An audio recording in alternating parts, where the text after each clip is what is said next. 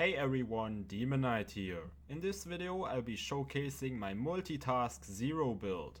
This build is based around using multiple different ways to kill your enemies. This includes snipers, shotguns, grenades and melee. So as the two main guns I have the Sniper and Heartbreaker, one for long, the other for short distances. You can also use the Kitten instead of the Heartbreaker, especially a corrosive one of course. Then the Rapier for melee to either finish enemies off or kill them in deception.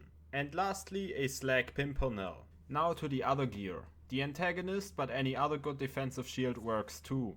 It's really not worth using a Roid shield on this build because you lack survivability and your melee damage is still high enough without one to get things killed. Then the Fastball, since it works very well with Ambush and Deathmark. A Firebone of the Ancients, and finally the legendary Hunter class mod.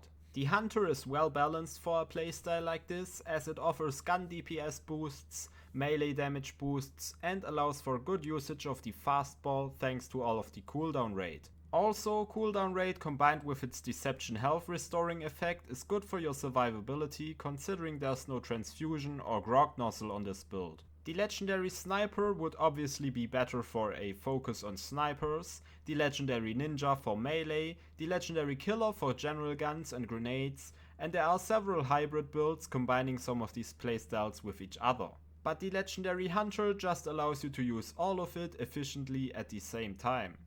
Going over these skills, let's first get to the boosted skills of the Hunter class mod. Headshot together with Killer and the passive of the class mod are obviously just great for your guns. Then Fast Hands at 10 out of 5 is a very big benefit for this build, as it makes swapping weapons much more viable during combat. Counter-Strike is random, but when you have it active during Deception you can get a pretty big hit in with melee even without Roid damage. Killing Blow at 9 out of 5 basically just allows you to finish off any low health enemy, and then just 1 point for 6 out of 5 in Iron Hand to get some use out of it. Now obviously, as with pretty much all Zer0 builds, Deathmark plays a huge role as it boosts everything, and together with Ambush you can boost grenades quite a lot in Deception.